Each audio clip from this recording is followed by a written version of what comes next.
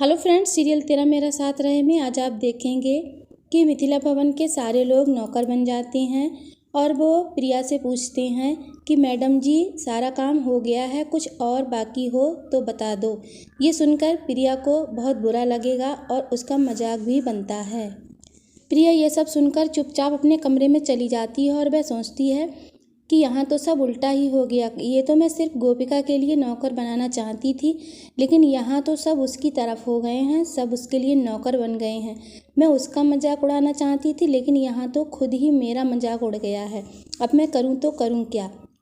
तभी वो देखती है उसके पैर में खुजली होने लगती है। सभी लोग आपस में बातचीत कर रहे होते हैं। कहते हैं आज प्रिया को अच्छा मजा चखाया, आज मुझे बहुत दिनों के बाद बड़ी अच्छी नींद आएगी, ये सक्षम कहता है। और वो सब लोग बहुत खुश हो रहे होते हैं, लेकिन प्रिया अपनी ही कर्मों के कारण अकेली और असहाय है, वो कुछ भी नहीं कर सकती। तभी चिराग भी कहता है कि मुझे भी आज बहुत अच्छी नींद आएगी, क्योंकि मैंने भी प्रिया को मुंहतोड़ जवाब जो दिया है। तभी प्रिया चिल्लाते हुए बाहर आती है और गोपिका के लिए चिल्लाते हुए बोलती है कि गोपिका तुम कहाँ हो। तो गोपिका कहती है क्या हुआ मैडम जी, आपको गुस्सा क्यों आ रहा है। तो प्रिया कहती है गुस्सा माय फुट। सभी लोग देखते हैं प्रिया के पैर एकदम से सूजे हुए और लाल होते हैं।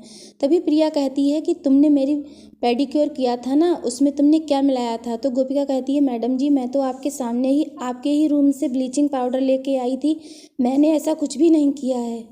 उसी वक्त हमें फ्लैशबैक में दिखाया जाता है कि जब गोपिका ब्लीचिंग पाउडर में कुछ मिला रही होती है, शायद उसने कोई केमिकल मिलाया होता है। तभी चिराग गोपिका और प्रिया के सामने कहता है कि मैडम जी आपने लगता है कहीं रास्ते से ये सब कुछ खरीद लिया होगा, क्योंकि आप तो अब 51% की मालकिन रही नहीं। प्रिया गोपिका के लिए बार बार डांटती रहती है। वो कहती है तुमने ठीक से सफाई नहीं की, देखो कितना गंदा पड़ा है। वो एक तरफ इशारा करती रहती है। सभी लोग कहने लगते हैं मैडम जी कहीं कुछ भी नहीं है, आप क्यों बता रही हो। वो कोई ध्यान नहीं देते हैं, लेकिन वो बार बार एक ही बात कहे जा रही होती है कि देखो फर्श कितना गंदा है। तभी वो आगे बढ़ के बताने के चक्कर में रहती है। उसी वक्त वो गिर जाती है। प्रिया के गिरने पर सभी लोग बहुत खुश हो रहे होते हैं। तभी वो कहती है तुमने क्या मिलाया है इस पोछा में।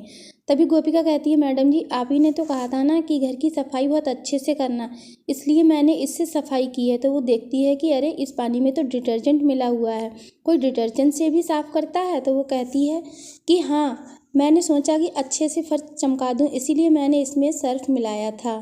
तभी प्रिया को और भी गुस्सा आ जाता है। वो गोपिका से कहती है कि आइंदा से ध्यान रखना, लेकिन मैं तुम्हें अगली बार ऐसा काम दूंगी जिससे कि तुम्हें पता चलेगा, तुम्हारी तो कमर ही टूट जाएगी, तब तुम्हें पता चलेगा। अगले सीन में दिखाते हैं कि मामी सुबह से हेडफोन लगा के बैठी हैं, क्योंकि वो वहाँ पर मोदी भवन में माइक्रोफोन जो छुपा के आई थी, वो सोचती हैं कि मैं सुभद्रा के कमरे में जो माइक्रोफोन छोड़ के आई थी ना, उसी की वजह से वो सुनने के चक्कर में रहती हैं। लेकिन उन्हें वहाँ कुछ भी सुनाई नहीं देता है सिवाय चीख चिल्लाई के। वो अपना हेडफोन उतारने ही वाली होती हैं, तब तक वो देखती हैं कि वहाँ पर कुछ आहट की सुनाई देती है। फिर वो लगा लेती हैं। तभी सुनती हैं कि गोपिका आई है सुभद्रा के कमरे में उन्हें दवाई देने के लिए, और वो दवाई खिलाती है सुभद्रा के लिए।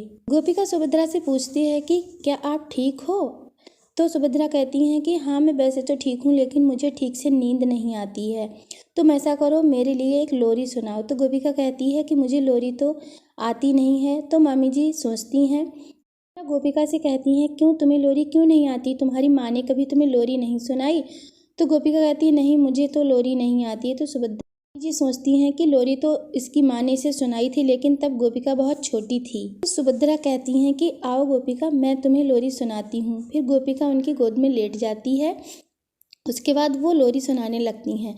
सुभद्रा उसे आधी लोरी सुनाती हैं, आधी आगे की लोरी गोपिका कंप्लीट करती है। तभी सुभद्रा कहती हैं अरे तुम्हें तो लोरी अच्छे से याद है, तुम्हें तो पूरी आती है। तभी वो कहती है कि शायद बचपन में मामी आशी बहन को सुनाती होंगी, तभी मैंने याद कर ली, इसीलिए मैंने आज लोरी सुना दी। ये सब सुनकर मामी जी बहुत परेशान होती हैं। वो सोचती हैं आज इसे लोरी याद आई है, कल को ना जाने क्या क्या याद आ जाएगा और मेरी मुसीबत बढ़ जाएगी। एक तरफ प्रिया ये सोचती रहती है कि मैंने इससे क्या क्या काम करवाया, लेकिन ये तो किसी बात से परेशान ही नहीं है, अब मैं इसे क्या काम दूं। तभी वहाँ पर गोपिका आती है। गोपिका कहती है मैडम जी क्या हुआ, आपने बहुत देर से मुझे कोई काम नहीं बताया।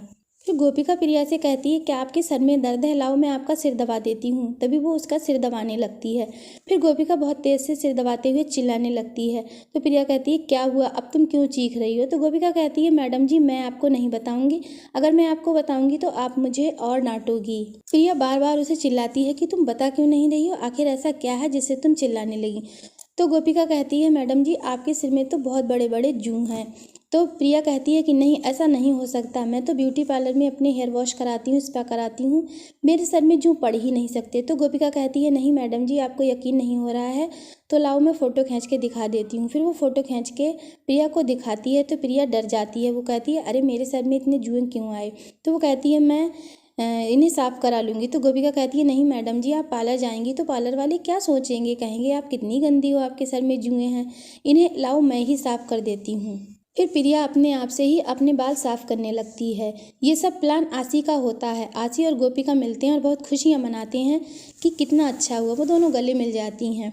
तो गोपिका कहती है कि तुम मेरी बहुत मदद करती हो। तो आशी मन में सोचती है कि चुईया मुझे तेरी मदद करने की सिर्फ मजबूरी है, क्योंकि मैं क्या करूँ, मेरे घर वाले भी तो तेरे साथ ही हो गए हैं ना, इसलिए मैं तेरी हेल्प कर रही हूँ। आशी और गोपिका आपस में बात कर रही होती हैं कि आशी तुमने बिल्कुल वैसा ही किया है ना जैसा मैंने बताया था। तो आशी कहती है हाँ। तो गोपिका कहती है कि लेकिन प्रिया के चिल्लाने की आवाज़ नहीं आ रही है। तभी वो सुनते हैं कि प्रिया के चिल्लाने की बहुत ज़ोर से आवाज़ आने लगती है। अभी वो लोग वहाँ जाकर देखते हैं तो मामी के सारे बाल खराब हो चुके होते हैं। वो बहुत ज़्यादा अपसेट हो जाती है कि मेरे बालों को क्या हो गया है। इधर मामी जी बहुत परेशान होती हैं, हेडफोन लगाए लगाए वो कहती हैं कि ऐसे तो मैं पागल हो जाऊंगी, बीमार पड़ जाऊंगी, मैं कहाँ तक हेडफोन लगाए रहूं। अगली सीन में हम देखते हैं कि केशव और मीनल सुभद्रा जी के कमरे में आते हैं और वो देखते हैं कि अच्छा हुआ दवाई का असर इस पर दिखाई देने लगा है, अब ये पहले से शांत ज़्यादा रहती है। सुभद्रा जी की आंख खुल जाती है और वो उन दोनों को घूर कर देखने लगती हैं। फिर उसके बाद वो उनसे बहुत ही नम्रता से कहती हैं कि बैठ जाओ, लेकिन वो लोग कहते हैं नहीं नहीं हम ठीक हैं, हम आपको बस देखने के लिए आए थे, हम फिर कभी बैठेंगे। अगले सीन में सभी लोग मोदी भवन के खाना खाने के लिए डाइनिंग टेबल पर बैठते हैं। तभी वहाँ पर गोपिका सबके लिए खाना सर्व करती है। उसी वक्त प्रिया आती है और वो बहुत तेज से चिल्लाने लगती है कि गोपिका तुमने मेरे बालों के लिए क्या किया। तो गोपिका कहती है अरे मैंने तो कुछ नहीं किया, कहीं आपने जुएं साफ करने के लिए अपने बालों को करंट तो नहीं लगा दिया। फिर गोपिका खाना खाने बैठ जाती है तो प्रिया उस पर फिर से चिल्लाती है। वो कहती है नौकर और मालिक एक साथ खाना नहीं खाते हैं। तो गोपिका कहती है मैडम जी तो नौकर कहाँ खाना खाते हैं। तो प्रिया एक प्लेट उठाएगी और ज़मीन पर पटक कर बोलेगी कि नौकर यहाँ पर ज़मीन पर बैठकर खाते हैं। ये सब तमाशा देखकर घर वाले बहुत परेशान होते हैं, क्योंकि उनके लिए प्रिया की कोई भी बात अच्छी नहीं लगती है। तो फ्रेंड्स बस आज का सीरियल यहीं तक। न्यू अपडेट्स के लिए बने रहिए हमारे साथ चैनल पर। अगर वीडियो अच्छा लगा तो प्लीज़ लाइक शेयर कीजिए। Thanks for watching.